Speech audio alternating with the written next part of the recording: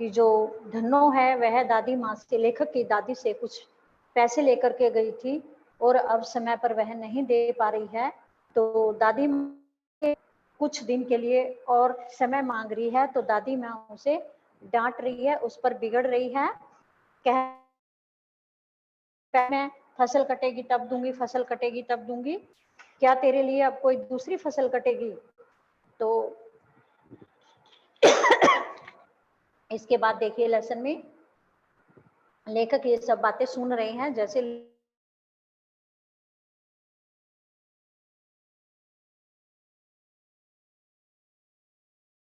दोनों हाथों से आंचल पकड़े दादी माँ के पैरों की ओर झुकी। बिटिया की शादी है, आप न दया करेंगी तो उस बेचारी का निस्तार कैसे होगा? धन्नो ने कहा लेखक की दादी माँ को कि मालकिन रोते हुए बोली, दोनों हाथों से अपने आंचल को पकड़कर पल्ला पसार कर, यानी दादी माँ के पैरों की ओर झुकी। शादी है, यदि आप मुझ पर दया नहीं करेंगी तो और कौन करेगा? होगी। तो दादी माँ उसे कहने लगी, हट हट, अभी नहा के आ रही हूँ। दादी माँ पीछे हट गई। जैसे वह दादी माँ के पैरों की तरफ झुकने लगी थी पैर पकड़ने के लिए, तो दादी माँ ने उसको पीछे हटने के लिए बोला और स्वयं पीछे हट गई। क्यों? क्योंकि दादी माँ कहने लगी कि मैं अभी अभी नहाकर आ रही हूँ। जाने दो दादी, मैंने इस अप्रिय प्रसंग को हटाने की गरज से कहा, बेचारी गरीब है, दे देगी कभी। तो लेखक ने यह सब कुछ देखा, तो लेखक कहने लगे, दादी जाने दो, कोई बात नहीं, इस बात को खत्म करो। लेखक इस बात को खत्म करना चाहते थे। लेखक इस बात को खत्म करने के लिए बोले कि बेचारी गरीब है दादी, यह बाद में दे देगी, कोई बात नहीं, अभी इसके पास नहीं है तो यह फिर दे देगी, चल चल, चला है समझाने। दादी माँ ने लेखक को भी डांटा और कहा, चल तू चला जा, मेरे को समझाने की आवश्यकता नहीं है।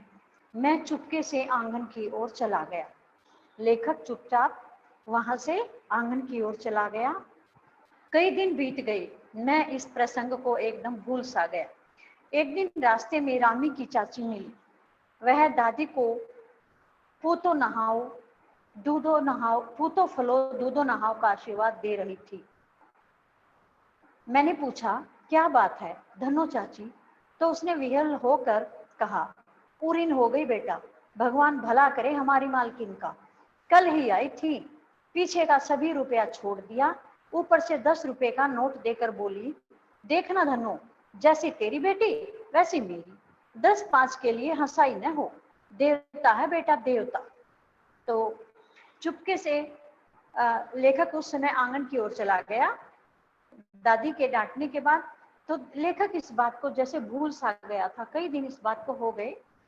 तो एक दिन लेखक बाहर गया हुआ था, तो रास्ते में वही धन्नो लेखक को मिली और लेखक को कहने लगी कि तुम्हारी दादी पूतो फलो दूधो नहाओ, ये आशीर्वाद देने लगी कि भाई उसको पूत भी बहुत हो और दूधो नहाओ, यानी धन दौलत बहुत अधिक हो, वंश बेल बहुत अधिक, बड़े बच्चे लड़के बहुत हो, ऐसे इस प्रकार से वह लेखक की दादी को लेखक के सामने आशीर्वाद देने लगी।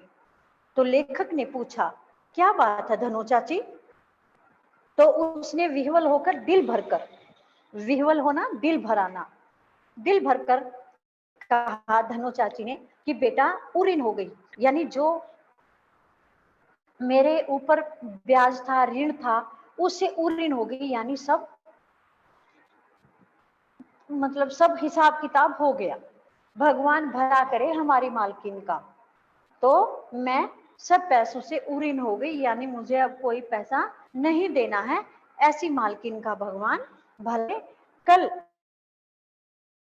आई थी और उन्हें इतना भी मेरा रुपया था जो मुझे देना था, सारा रुपया छोड़ दिया, सारा रुपया माफ कर दिया, और ऊपर से क्या किया, मुझे 10 रुपए का नोट और दिया और कहने लगी, देख धन्नो कोई बात नहीं, जैसी तेरी बेटी है वैसी ही मेरी बेटी है, 10-5 रुपए के लिए हंसाई नहीं होनी चाहिए। यानी धन्नो की बेटी को भी क्या कह रही है कि धन्नो, जो तेरी बेटी है वह मेरी भी बेटी है, तो उसके लिए हंसाई नहीं होनी चाहिए। 10-5 रुपए के लिए कोई बात नहीं, ले 10 रुपए और ले ले, और पिछला पैसा भी मैं तुझसे नहीं लूंगी। देवता है बेटा, देवता। कौन? मालकिन को कहा धनो चाची ने लेखक के सामने कि मालकिन तो देवता है, हमारी देवता। उस रोज तो बहुत डांट रही थी। मैंने पूछा, लेखक ने पूछा धनो से कि उस रोज यानी दिन, उस दिन तो आपको बहुत अधिक डांट फटकार रही थी। वह तो बड़े लोगों का काम है बाबू, रुपया देकर डांटे भी न तो लाभ क्या। उसने कहा कि ये तो बड़े बड़े लोगों का काम होता है, यदि रुपया देकर हमें डांटे ना तो उसको क्या लाभ होगा। डांटने का तो फर्ज उनका है, रुपया दिया है तो हमें डांट भी मिलेगी। मैं मन ही मन इस तर्क पर हंसता हुआ आगे बढ़ गया। लेखक चुपचाप ये बात सुन करके हंसता हुआ आगे की तरफ चल पड़ा। किशन के विवाह के दिनों की बात है। लेखक के भैया की शादी के समय की बात है। विवाह के 4-5 रोज पहले ही औरतें रात रात भर गीत गाती हैं। विवाह की रात को अभिनय भी होता है। यह प्राय एक ही कथा का हुआ करता है।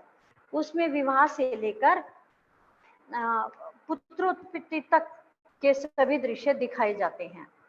सभी पाठ औरतें ही करती हैं।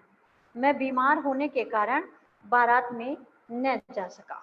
मेरा ममेरा भाई राघव दालान में सो रहा था। वह भी बारात जाने के बाद पहुंचा था। औरतों ने उस पर आपत्ति की। किशन के शादी के समय की बात है। किशन कौन थे? लेखक के भाई। विवाह के 4-5 दिन पहले घर में गीत गाने शुरू हो जाते हैं। औरतें गीत गाती हैं, नाच गाना करती हैं। तो शादी की रात को भी नाच होता है, बारात चली जाती है तो अभिनय, नाटक आदि औरतें करती हैं। तो यह एक कथा का होता है। नाच गाना एक कथा को ही प्रस्तुत किया जाता है एक तरह से। उसमें विवाह से लेकर पुत्र उत्पत्ति तक के सभी दृश्य दिखाए जाते हैं। उसमें विवाह से लेकर पुत्र उत्पत्ति तक के सभी दृश्य दिखाए जाती हैं। और वे सभी दृश्य कौन दिखाता है? सभी औरतें ही करती हैं। सभी रोल औरतें ही अदा करते हैं। मैं बीमार होने के कारण बारात में नहीं जा सका। लेखक बीमार थे, इस कारण लेखक बारात में नहीं जा सके। और इनके मामा का लड़का राघव भी बारात जाने के बाद आया तो वह दलान में सो रहा था। पहले जो घर में एक कमरा होता था आने जाने वालों के लिए, उसको दलान बोलते थे, कि वो दलान में सो रहा था। और क्यों सो रहा था? क्योंकि बारात चली गई, आया था। तो औरतों ने उस पर भी आपत्ति की थी कि ये यहाँ क्यों है, इसको यहाँ से हटाओ। दादी माँ बिगड़ी, लड़के से क्या पर्दा। लड़के और ब्रह्मा का मन एक सा होता है। जब दादी माँ के सामने औरतों ने आपत्ति की कि यह यहाँ क्यों है, तो दादी माँ उनको डांटने लगी और कहने लगी, इस लड़के से क्या पर्दा है। लड़के और ब्रह्मा का तो एक जैसा ही मन होता है, इससे पर्दा करने की कोई जरूरत नहीं है।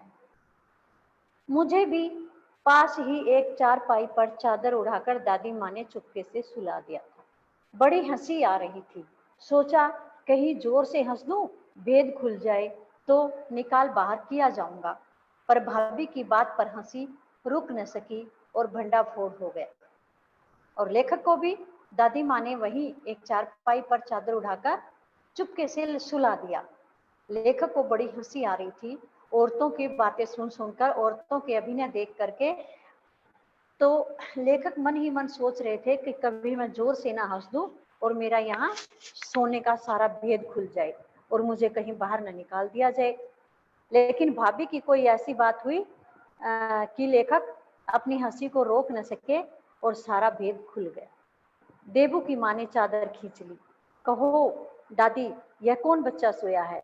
बेचारा रोता है शायद, दूध तो पिला दूं। हाथापाई शुरू हुई। दादी माँ बिगड़ी, लड़के से क्यों लगती है।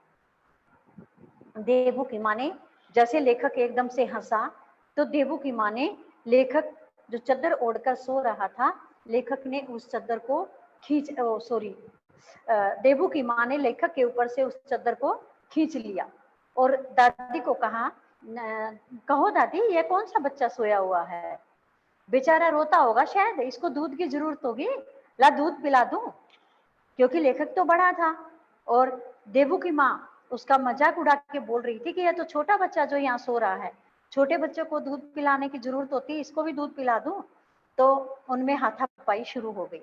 दादी माँ ने गुस्सा किया कि लड़के से क्यों झगड़ रही है।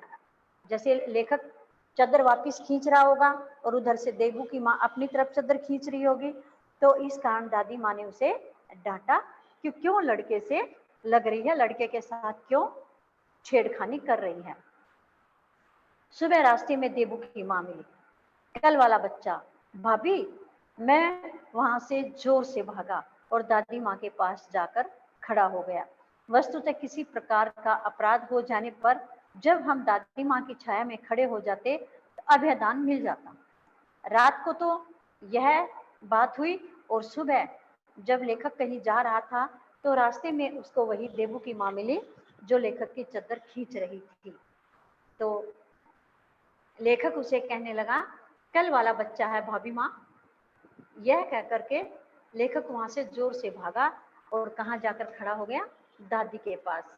यदि कोई अपराध कर देता, उसको अपराध के कारण सजा से बचने के लिए जगह मिलती तो वो कहाँ मिलती थी, दादी माँ की छाया में।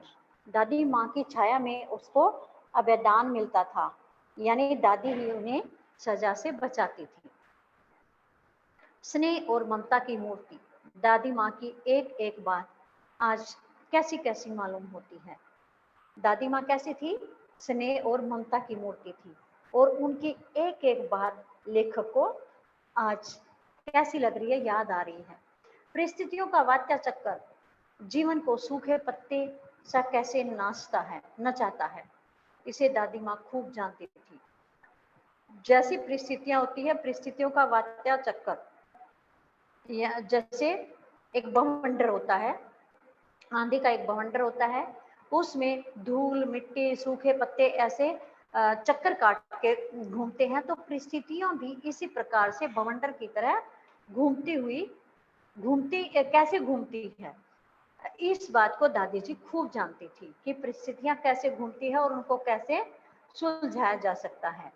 दादा की मृत्यु के बाद से ही वे बहुत उदास रहती। लेखक के दादा की मृत्यु हो गई थी और दादा की मृत्यु के बाद दादी बहुत उदास रहने लगी थी। संसार उन्हें धोखे की टट्टी मालूम होता। संसार क्या दिखाई देता उनको कि धोखा देने वाला है सारा संसार। दादा ने उन्हें स्वयं जो धोखा दिया, लेखक की दादी को लगता है कि सारा संसार तो धोखा देने वाला है, क्योंकि दादा ने भी तो उनको धोखा दे दिया, यानी दादा भी तो उनको अचानक से छोड़कर चले गए। दादा जो अचानक छोड़कर चले गए तो उससे भी वह भी दादी माँ को क्या लग रहा है, धोखा। जब दादा ने धोखा दे दिया तो ये संसार तो सारा धोखेबाज है ही। वे सदा उन्हें आगे भेजकर अपने पीछे जाने की झूठी बात कहा करते थे। लेखक के जो दादा थे वे उन्हें सदा कहते थे कि पहले तुम इस संसार से जाओगे, उसके बाद मैं तुम्हारे पीछे जाऊंगा, यानी तुम मेरे से पहले मरोगे, मैं उसके बाद मरूंगा। इस तरह से दादी माँ से बात करते थे, लेकिन यह बात झूठी थी, झूठी बात करते थे, तभी तो वो मुझे छोड़कर चले गए। दादा की मृत्यु के बाद कुकुर मुत्ते की तरह बढ़ने वाले, मुंह में राम बगल में छुरी वाले दोस्तों की शुभ चिंता ने स्थिति और भी डामाडोल कर दी। दादा की मृत्यु हो गई तो जो कुकुर मुत्ता उसका पौधा होता है, उसी तरह दोस्त बहुत अधिक बढ़ने लगे। और कैसे दोस्त थे, जिनके मुंह में राम था और बगल में छुरी, यानी मुंह में मीठा बोलते थे और अंदर वे किसी और चाल में थे। उन्होंने घर की स्थिति को डावाडोल कर दिया, घर की स्थिति को डावाडोल कर दिया। दादा के श्राद्ध में दादी माँ के मना करने पर भी पिताजी ने अतुल संपत्ति व्यय की। वह घर की तो थी नहीं। जो दोस्त घर की ओर बढ़े, उन्होंने घर को बर्बाद करने के लिए जो कार्य किया वह असराहनीय था। पिताजी को उंगली लगा करके उन्हें दादाजी की जो मृत्यु हुई, तो दादा की मृत्यु के बाद जब दादा का श्राद्ध हुआ तो उस पर दादी ने मना भी किया, लेकिन पिता ने काफी पैसा खर्च कर दिया। वह घर का तो था नहीं, किसी से कर्ज उठाया था, उसमें भी दिक्कत होती क्योंकि वह कर्ज इन्हीं को उतारना था। दादी माँ अक्सर उदास रहा करते। दादी माँ अक्सर उदास रहने लगी। माघ के दिन थे, कड़ाके का जाड़ा पड़ रहा था, पछुआ का सन्नाटा और पाले की शीत हड्डियों में घुसी पड़ती। शाम को मैंने देखा दादी माँ गीली धोती पहने कोने वाले घर के एक संदूक पर दिया जलाए हाथ जोड़कर बैठी हैं। उनकी स्नेह कातर आंखों में मैंने कभी आंसू नहीं देखे थे। मैं बहुत देर तक मन मारे उनके पास बैठा रहा। उन्होंने आंखें खोली। दादी माँ, मैंने धीरे से कहा। दादी माँ अक्सर क्या करने लगी? उदास रहने लगी। सर्दी के दिन थे, माघ का महीना था, जनवरी दिसंबर आखिर जनवरी और स्टार्टिंग का महीना था। बहुत सर्दी, कड़ाके की सर्दी गिर रही थी और हवा ऐसी थी जैसे ठंडी हवा सर्दी हड्डियों में घुस रही है, यानी हड्डियां भी अकड़ रही थी। शाम को लेखक ने देखा कि दादी माँ ने गीली धोती पहन रखी है और कोने वाले घर में एक दिया जला करके बैठी हुई है, हाथ जोड़ करके। उसकी सने कातर आंखों में मैंने पहले कभी भी आंसू नहीं देखे थे। लेखक ने अपनी दादी की आंखों में इससे पहले कभी आंसू नहीं देखे थे। मैं बहुत देर तक उनके पास ऐसे ही मन मारकर बैठा रहा। तो जब दादी ने आंखें खोली तो मैंने दादी से धीरे से कहा, क्या है रे, तू यहाँ क्यों बैठा है? जैसे लेखक दादी से धीरे से बोला तो दादी ने एकदम से कहा, क्या है, तू यहाँ क्यों बैठा है रे? दादी माँ, एक बात पूछूं, बताओगी न? मैंने उनकी स्नेहपूर्ण आंखों की ओर देखा। लेखक ने दादी माँ से कहा कि दादी माँ, मैं आपसे एक बात पूछता हूँ, क्या आप मुझे बताओगे? मैंने उनकी स्नेहपूर्ण, किसकी स्नेहपूर्ण? दादी की स्नेहपूर्ण प्यार भरी आंखों की ओर देखा। क्या है, पूछ। दादी जी ने उसे कहा, क्या है, पूछ। तो लेखक ने कहा, तुम रोती थी? लेखक ने उससे दादी से पूछा, क्या तुम रो रही थी?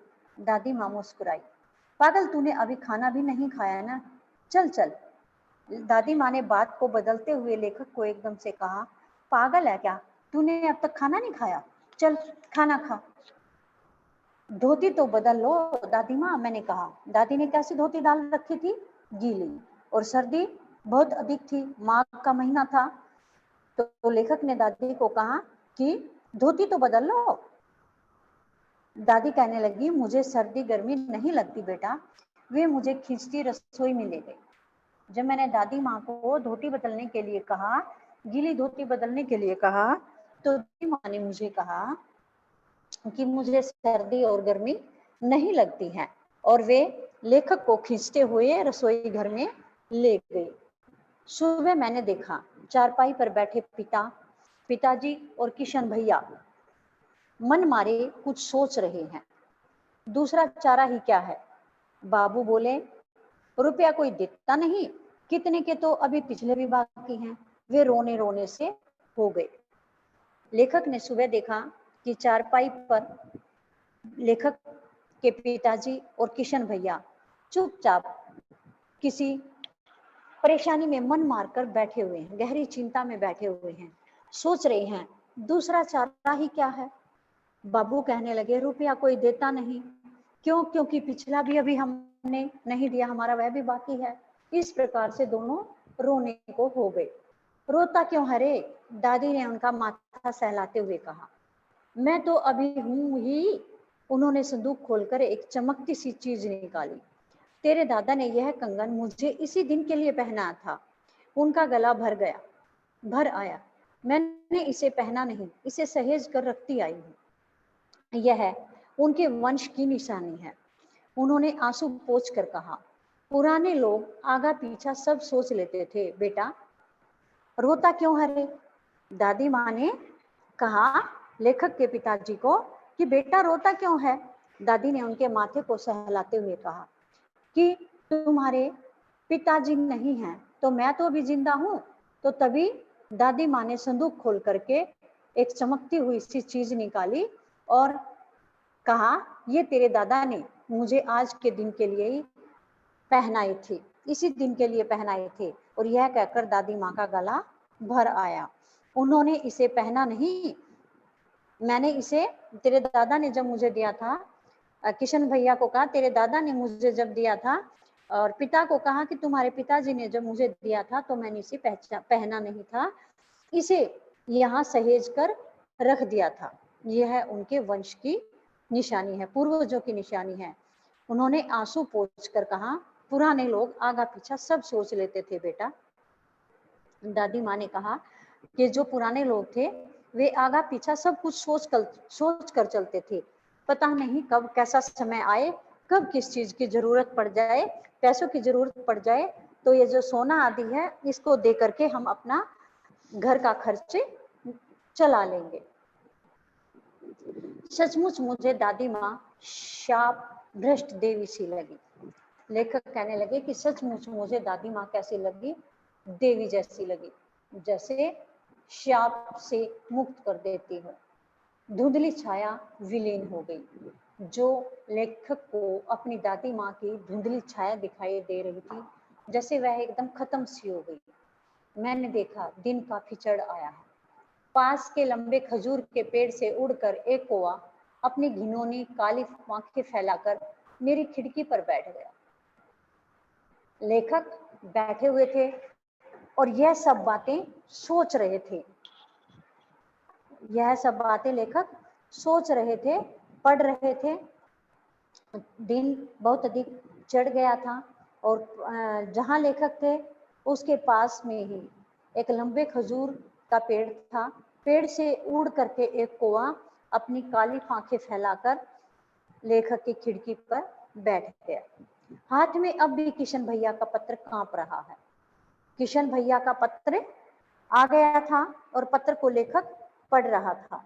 काली चींटियों सी कतारें धूमिल हो रही हैं, आंखों पर विश्वास नहीं होता।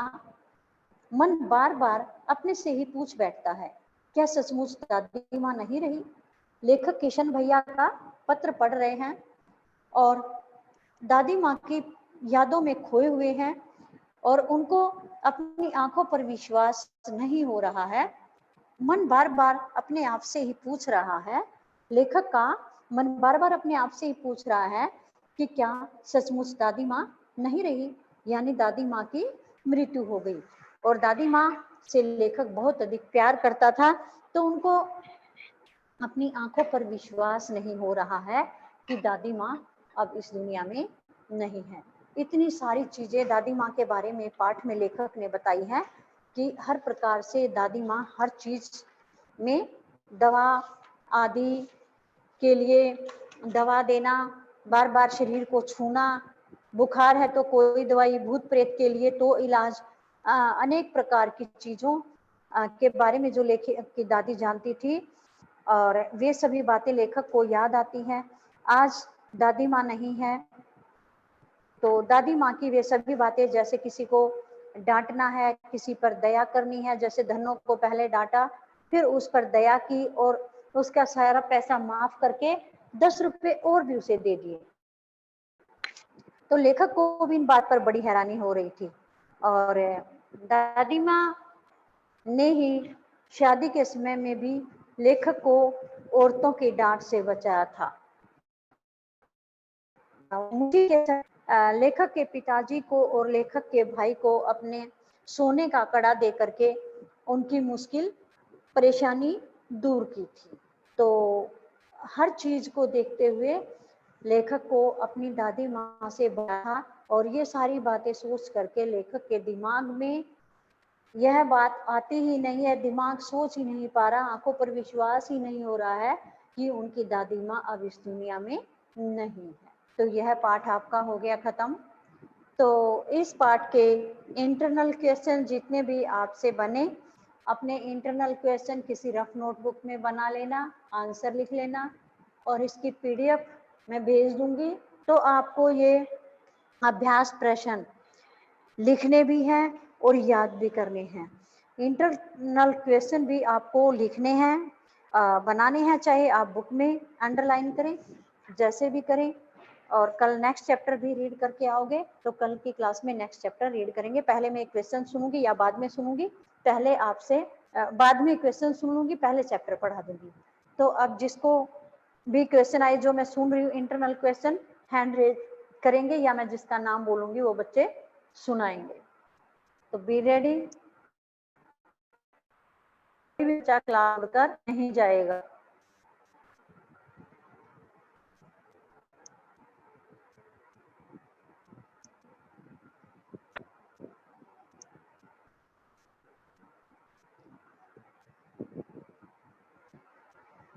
हेलो।